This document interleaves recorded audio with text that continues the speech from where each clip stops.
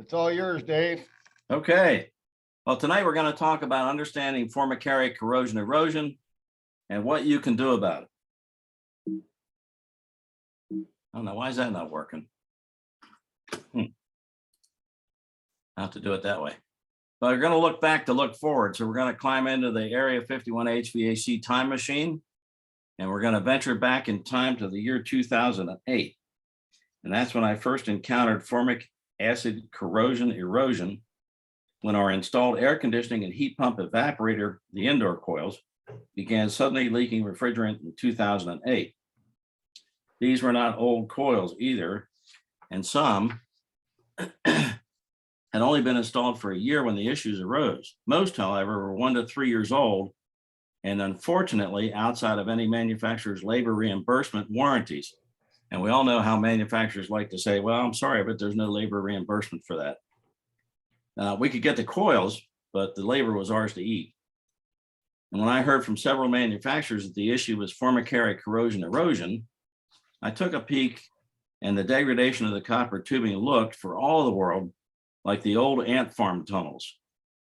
I found that funny because in researching formic acid, I discovered some ant species excrete formic acid as a defense mechanism. And that brought back the following memory.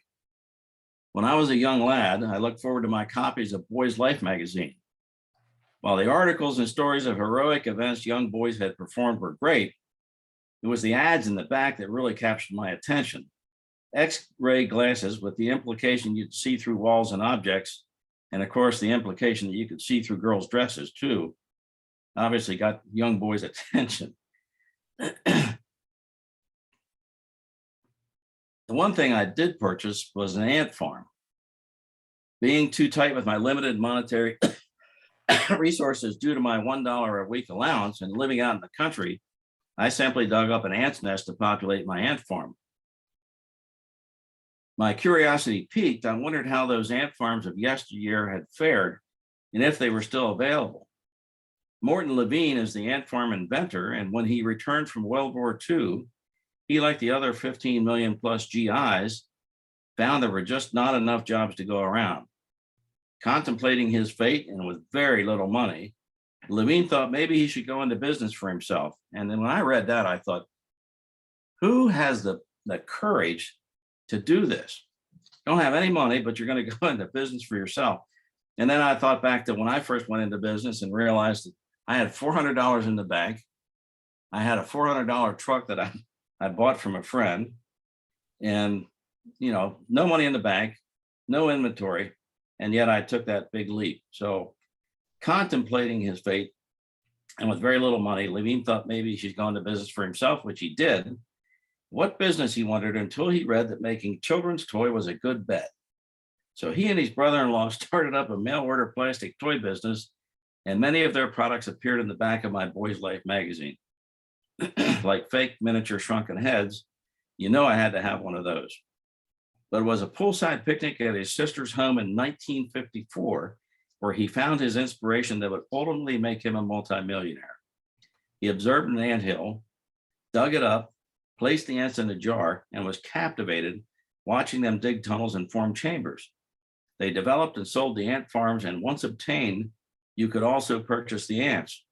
Eventually, Levine bought out his brother-in-law and formed Uncle Milton's Industries and renamed the ant farm Uncle Milton's Ant Farm. When he eventually sold the business, he got something in the neighborhood of $40 million. So imagine that. This guy, comes out of World War II, goes off to make kids' toys, and they were not really, high quality toys. They were cheap toys, and ends up making $40 million when he sells the company. So that tells you something. There's hope for all of us if he got $40 million for his company. Ant farms were cute, but not so much the high failure rate with copper refrigerant coils. As contractors, we had to fight tooth and nail to squeeze some level of labor reimbursement from our suppliers and our manufacturers. Now, in our case, we were purchasing our coils from APR, and the manufacturer wrote APR a check and said, that's it, that's all the money we're giving you. You figure out how to distribute it to your clients. So naturally, the manufacturers blamed the failures on indoor air contaminants. And I spoke recently with Chris Farling, APR, he's now the APR Vice President of Branches. He was our salesman back then, regarding the issues. And I also had many conversations, not all of them very friendly, with Farling back in the 2008 to 2011 timeframe when lots of coils started leaking. One thing we found during the transition time from R22 to R410A, or pure N, as carrier called the R410A, was the R410A coils leaked while the R22 coils did not, or at least appeared to not leak, or that their leakage rate was so low that a charge would last several years before needing any additional refrigerant. Pressures in the R22 systems were typically 182 on the high side and 68 psi on the suction side for a 95-degree outdoor air temperature, whereas the R410A coils on that same 95-degree Fahrenheit day would be 300 high side, 125 psi suction side. The higher pressures we see with R410A obviously will find more minute microscopic exit to atmosphere routes than will the R22.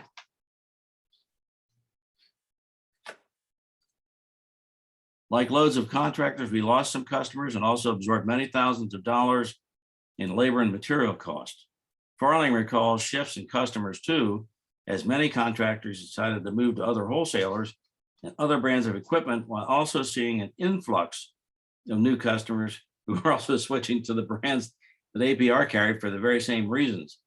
So it really did not make much of a difference because the Formicary corrosion erosion issue was industry-wide across all brands. And it was interesting because at the time, all the manufacturers got together and agreed to study this issue and then issued a paper, which I wish to God I had kept a copy because it had a very good illustration of what Formicary corrosion looked like.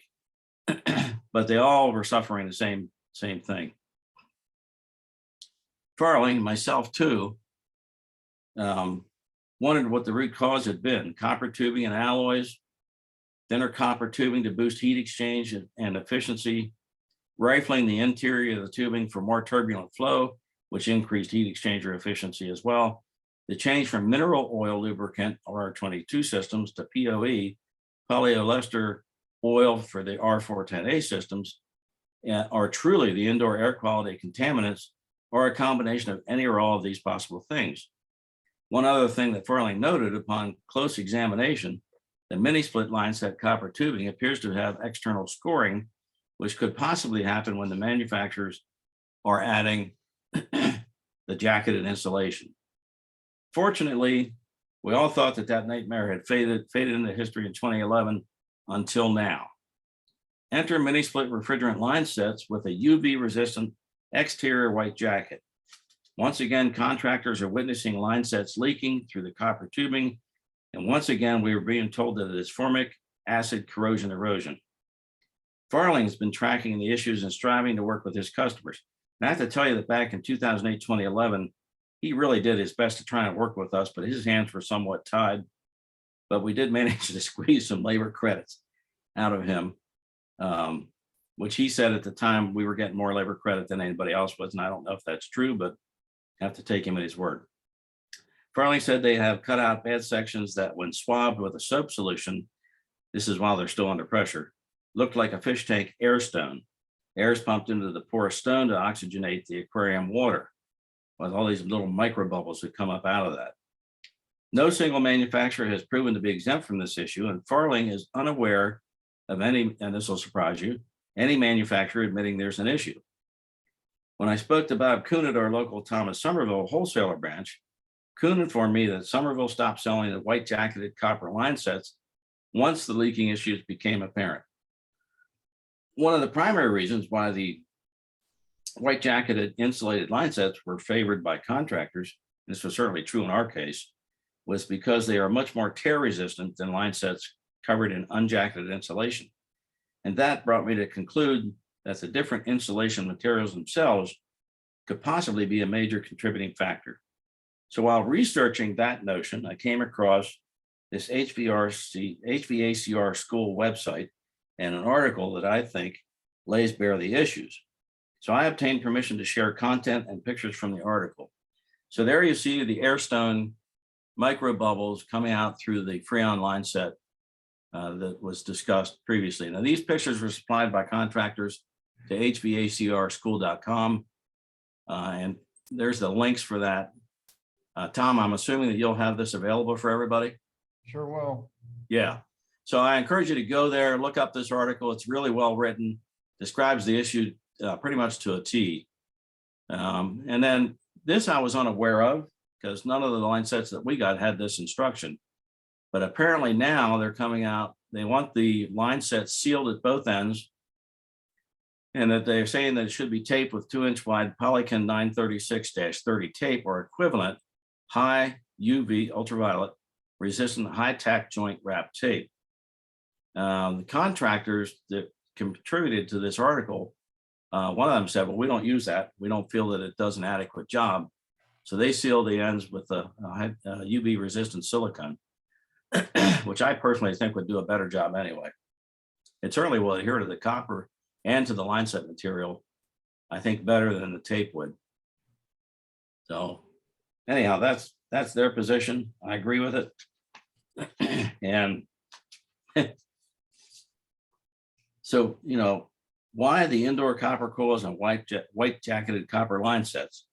So there are three things that have to be present for Formicary corrosion erosion to create the ant's nest microscopic tunneling through the copper tubing sidewall: moisture, oxygen, and formic acid, or for that matter, other organic acids can cause this. Take away any one of the three and no corrosion erosion will be present. Indoor coils will obviously be below the dew point of the building's return air, be very wet during the air conditioning cycle, and one benefit of air conditioning is dehumidification. Mini spet line sets require both copper refrigerant tubes be insulated. However, if air is present due to a gap between the copper tube and the insulation jacket, and let's face it, there's going to be an air gap in many cases, because if not, you'd have a devil of a time trying to pull that insulation jacket back and forth if it actually bonded to the copper. So condensation will form when the refrigerant temperature falls below the dew point, and indoor coils are subject to all manner of indoor air contaminants, but that doesn't begin to explain why white jacketed line sets are experiencing formicary corrosion when, in many cases, the damage occurs outside the building and often many feet away from the insulated jacket's termination by the condenser. So I contacted Jeff Rowley, and one of the things that's great about this business is you develop mentors, allies, and friends over the years. He's an operating partner at Corrosion, a manufacturer's representation firm, and he has consistently been a great resource for information during my career in the trades. Riley, in turn, set up a conference call with Howard Ahern with Arex Manufacturing, who also turned out to be a wealth of knowledge regarding this subject and its contributing factors. According to Ahern, the ant's nest corrosion issue is not limited to just the white jacket insulation, and he has seen it happen with virtually all line set insulation products. That said, he noted there's been a significant increase of formicary corrosion erosion issues with the white jacketed insulation in recent years. Ahern noted that there are lots of organic contaminants in outdoor air. In fact, he told me that in many cases, the contaminants outside in the outdoor air are worse than they are inside the building, which is kind of the reverse of what we've been told many times over the years. He said that sealing both ends of the insulation is not sufficient protection for an extended period of time. Ahern also stated that there's only short-term protection regarding UV degradation and cited the International Energy Code. That code indicates the insulation on line sets must protect against sunlight, moisture, equipment maintenance, and wind. Ahern quoted the next line, which is often overlooked: the protection from solar radiation, which includes more than just UV degradation, must be incorporated too. And that none of the current line set insulations provide that are code compliant with the energy code. So what can we do? Arex manufactures a product called eFlex Guard that meets all the code required protections. Ahern stated that the number one issue he sees, obviously he's promoting his own product, and I don't doubt that if we were to do a search, we would find that there are other manufacturers as well that provide a product similar, if not as good as what the eFlex Guard is. Ahern stated the number one issue he sees is failing to properly seal the ends and failing to protect the entire line set insulation and the ends with an external product that can be removed for inspecting and, if necessary, repairs. On the subject of repairs, Ahern said that any splice joints made must be adequately sealed to prevent moisture intrusion. He went on to say that 1% moisture gain equals a 7.5% thermal efficiency loss. You can file that under things that I did not know previously.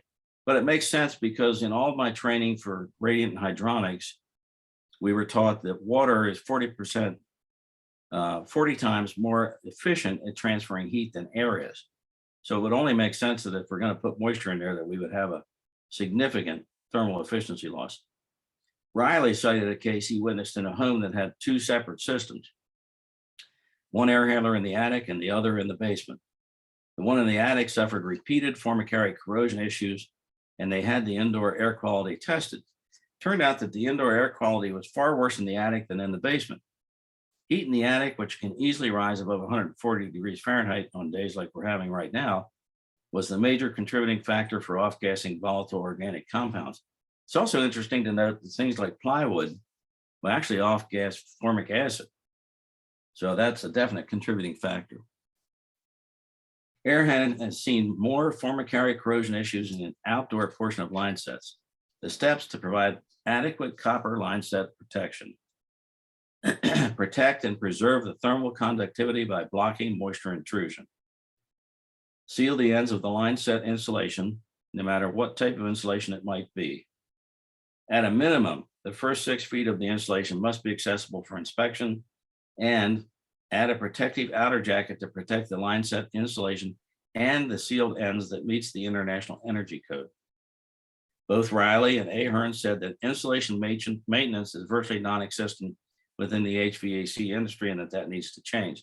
And I don't know about you guys, but I think I can pretty well attest to the fact that that's true. And we were just as guilty as anybody else in that regard. You know, it's kind of install it and forget it attitude. And now that I've educated myself a bit better, we would build that into maintenance contracts. So if you bundle that into your maintenance contracts, for those of you who do that, and for those of you who don't, I would strongly urge you to consider adding maintenance contracts. They're good on a number of counts. One is it keeps you in contact and in front of your customers on an annual basis or even a semi-annual basis. And because customers, like anybody else, after a period of time goes by, forget who installed their systems, but this keeps you front and center so that when it is time to replace their systems, you're going to be the first go-to person that they contact. So maintenance contracts can be a lucrative, very lucrative addition to your business. So I want to thank you for spending some of your valuable time with me today. I hope that this was a little bit educational and somewhat enlightening. My email is dyates@consultyates.com. And just to give you a heads up, if you ever have a question that you want to ask or throw at me, please, by all means, feel free to do so. I'll do everything I can to help. And my website is consultyates.com. And that's an extension of what I used to do for FW Baylor when we owned the company for 30 to 40 years. While I was there, I did a lot of consulting work with clients and potential clients whose mechanical systems didn't perform properly or didn't perform up to snuff. And we would analyze it, figure out what was wrong, offer them the ability to fix that, replace it, upgrade it, do whatever. And in some cases, the original installing contractor would be involved and agree to do the work themselves. So it's merely an extension of what I used to do, but it became necessary to do that. Actually, it's to say .llc.com. Anyhow, it's an extension of what I did before, and it's a liability thing to have some protection to cover my assets. And I like to spell that ASS-SETS. Articles you can find at pmmag.com, also pmemag.com, and you can also go to contractormag.com. I've got something like 25 or 30 years worth of articles there. And this article was on pmengineer.com and was formic acid corrosion erosion. So again, thank you for spending some of your valuable time with me today. I know you guys are all overtaxed and overworked because of the current weather conditions. And I appreciate you taking time out of your busy days to be here.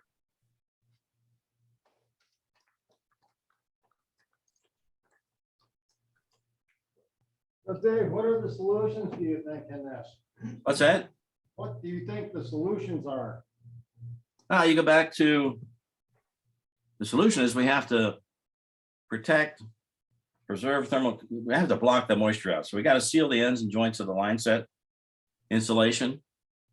And I have a real concern with how to properly do that because, you know, what if we're in the middle of the air conditioning season and it's already wet inside there? Now we're going to trap that moisture. So I'm not sure in my own mind when the best time is to do this. I think probably as you transition from cooling to heating, when the humidity levels are much lower. Where I live, the humidity levels right now pretty much match the outdoor air temperature. And I have mini splits in my house, and I have the white jacketed insulation, and it's not sealed at the end. So I'm going to wait until the fall, and then I'm going to seal them up, and then I'm going to get some of that encapsulating product that Airhorn has to protect our line sets. And that's the protective outer jacket that meets the International Energy Code.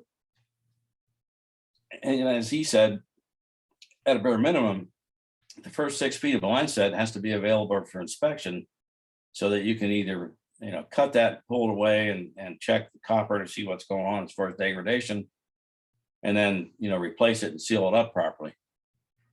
But it's been an unfortunate pain in the butt that we're seeing this again. After the thing that I never quite understood was 2008 to 2011, we had all these coils that leaked. And then after 2011, the problem went away. So the whole issue of, you know, Formicary corrosion being caused strictly by indoor air quality issues. And while I don't doubt that that's a big contributing factor, there had to be something else going on. And in my own mind, I have to believe that part of the problem was that all of our scrap copper was going to China. China was smelting it down, turning it back into tubing. It's going to Mexico.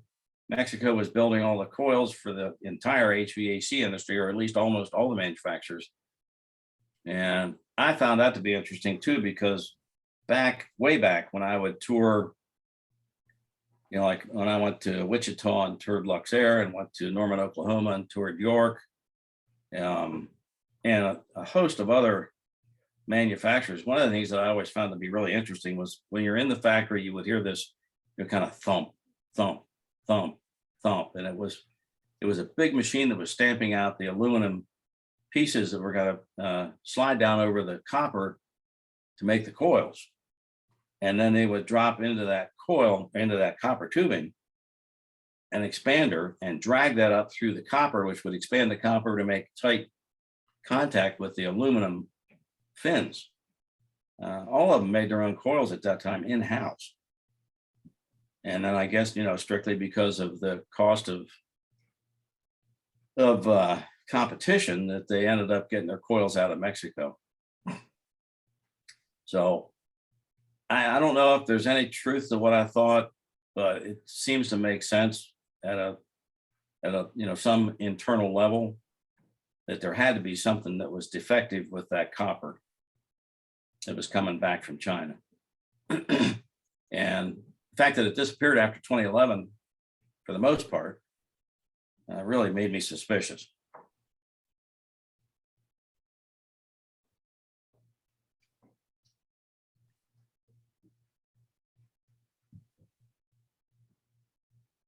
Anybody else have questions?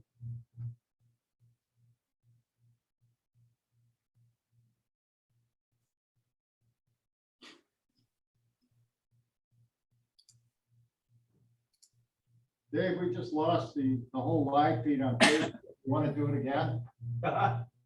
Sure. Can you hear me? Yeah, you're good. Now the Facebook Live, I'll have to put the video and I'll record it again. Okay. Oh. You Do you want to share what you were telling me about that school? You have the one out for Chicago? Oh, the HVAC school where I got some the pictures and the other information. I was thinking about the boiler specifically. I didn't know if you wanted to talk about that yet or not. Which boiler? With the lawsuit going, the Huh? CO, with all that CO. Oh, the carbon monoxide case. Yes. Are you recording this right now? You want me not to? Yeah, I can't be recorded when I'm talking about that. Okay, we'll chat with it another time. Yeah. No, it's a pending case, so I can't be talking about that in a public forum. Got it. Suffice it to say that there was a problem with something that was done where the flue pipe fell off of a boiler and created a carbon monoxide incident in a middle school. The school was evacuated. People were taken to the hospital for testing, their blood to be tested. And it's been dragging on for, I forget how many years, but the deal is in Illinois, if children are involved, there's no statute of limitations. So virtually everybody who's ever touched a school building is getting sued. So it's a real disaster. And, it's been dragging on for probably 10 years. And it's going to be a jury trial at some point. And that's when I'll be called out to testify. And, we'll go from there. The lawyers for the school who retained me told me that I'm going to be everybody's favorite target. So that should be an interesting day or days, depending on how it goes.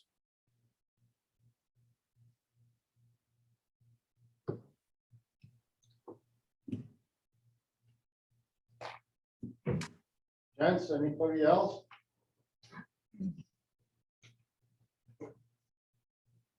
Thanks for helping us out, Mr. Yates. Hey, anytime, my friend. And I hope all you guys stay safe and stay as cool as possible. I don't know if you guys end up doing a lot of work in attics during this heat spell that we're having. I know the guys in our area certainly do. And it's always, when I was the employer, that was always a concern for me. I mean, it's a health and safety issue. And my attitude was, profits be damned, let's keep our guys safe. So up in the attic for a spell, back down, get cooled off, drink some water, get back up, do some more work.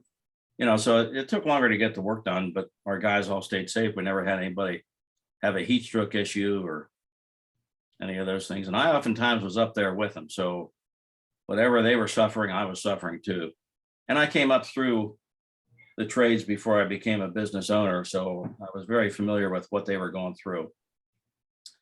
And my attitude was always, how would I want to be treated by my employer? And that's how we dealt with it. And if you guys are doing any work in trenches, use shoring, please. Either shoring or bench the trench or use trench boxes. There's been a couple of things on Facebook lately that have really distressed me seeing. One is an actual video of a guy getting killed in a cave-in. And the other one that I posted yesterday is a guy that survived, that the people were down in the ditch digging him out. And thank God they didn't have another cave-in, or they would have had 3 or 4 more victims. So like Mike Rowe says, safety third. You have to look out for your own self.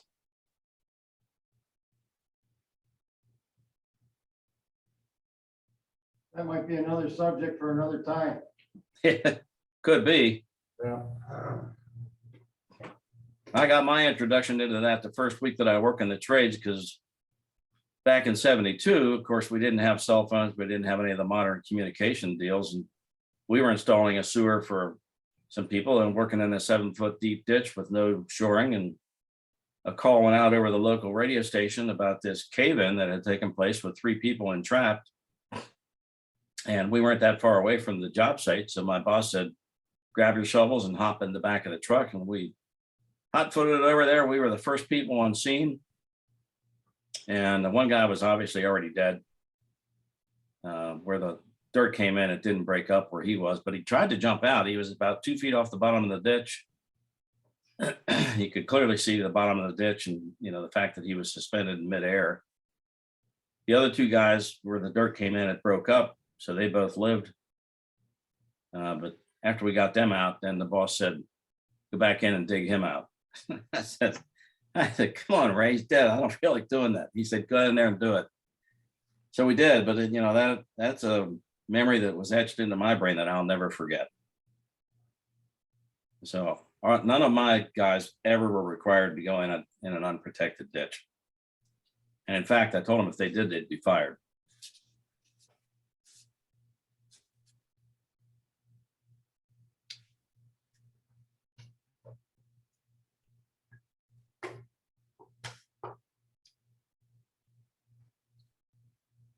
Gentlemen? You ready? You done? Dave, thanks again, brother. Hey, you're welcome. Anytime, Tom. Talk soon. Okay, take care. Appreciate it.